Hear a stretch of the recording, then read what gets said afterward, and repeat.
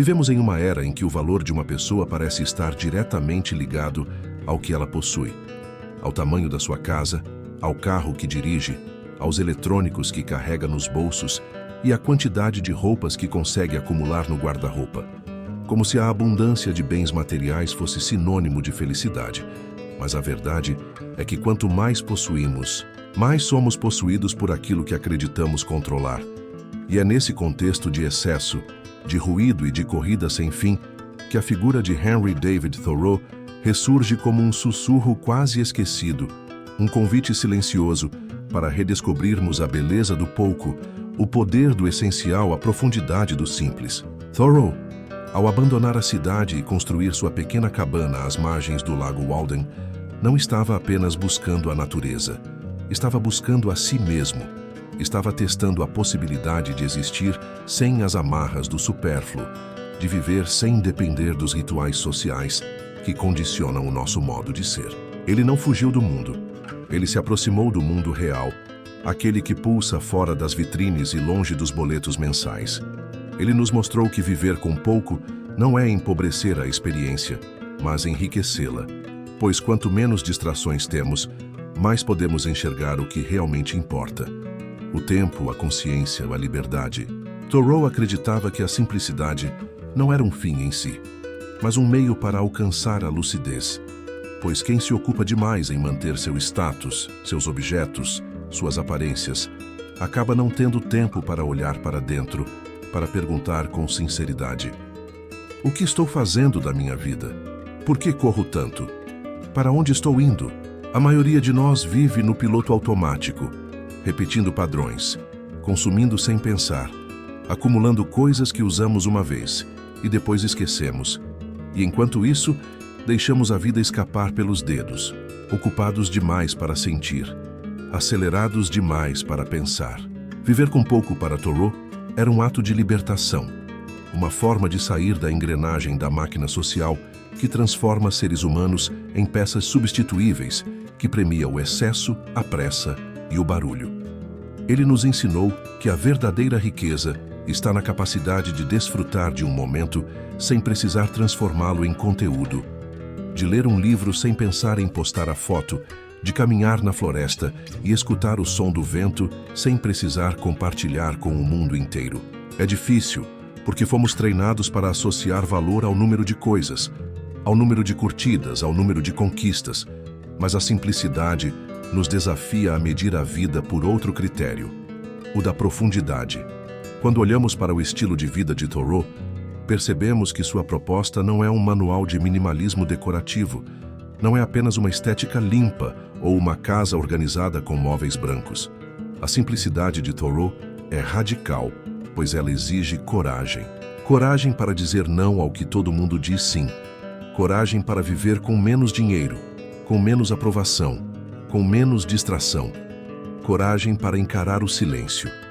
Coragem para sentar sozinho com seus próprios pensamentos e descobrir o que existe além das máscaras. E essa coragem é rara, porque viver com pouco não é confortável, pelo menos não no começo. É desconcertante, porque nos força a ver o que sobrou depois que tiramos os excessos. Quem somos nós sem os papéis que desempenhamos? Sem os objetos que nos definem? Sem os títulos que carregamos? É esse o tipo de reflexão que a filosofia de Thoreau provoca, e talvez por isso ela seja tão atual, tão necessária, tão urgente. Num mundo onde tudo nos empurra para o mais trabalho, mais produtividade, mais resultados, mais compras, mais velocidade, Thoreau nos convida a parar, a desacelerar, a fazer menos, a querer menos, a pensar mais.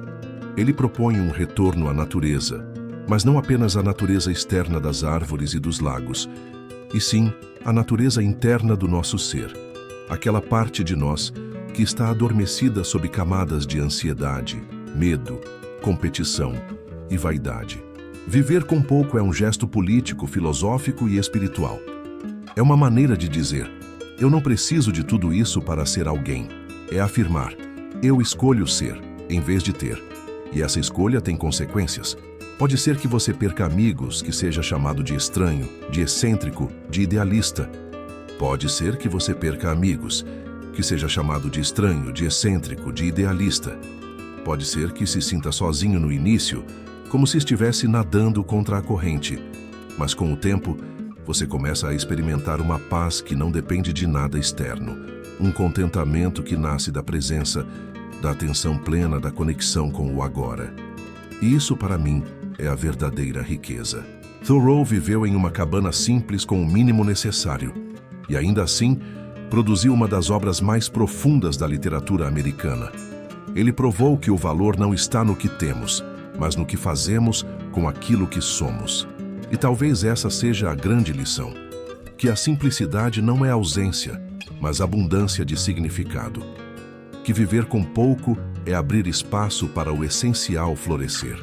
Que a verdadeira vida começa quando deixamos de correr atrás do que é passageiro e começamos a mergulhar no que é eterno. Eterno não no sentido religioso, mas no sentido existencial, no sentido de tocar aquilo que, mesmo que mude, permanece. O som da chuva, o cheiro da terra, o silêncio da madrugada, a respiração consciente, o olhar honesto, a palavra verdadeira. São essas as coisas que alimentam a alma, que preenchem o vazio que nenhum objeto consegue ocupar. Se há algo que aprendi com Thoreau, é que a simplicidade é um caminho de volta para casa, de volta para si, de volta para a vida. E embora não seja fácil caminhar por ele, cada passo nos aproxima da liberdade. Não a liberdade de fazer o que quiser, mas a liberdade de não ser escravo do que não precisa. A liberdade de dizer, isso é suficiente, isso basta, eu sou suficiente. E talvez, no fim das contas, a verdadeira revolução não esteja em mudar o mundo lá fora, mas em transformar a forma como habitamos o nosso próprio tempo. Que possamos escolher, mesmo que aos poucos, uma vida mais leve, mais verdadeira, mais simples. Não por moda, não por rebeldia vazia, mas porque há uma riqueza silenciosa em viver com menos e sentir mais. Se essa mensagem tocou você de alguma forma, se algo aqui fez sentido no seu labirinto interior, então já valeu a pena. Muito obrigado por assistir até aqui. Se quiser continuar essa jornada comigo, se inscreva no canal, deixe um comentário e compartilhe com alguém que também esteja buscando mais essência e menos excesso. Até a próxima reflexão.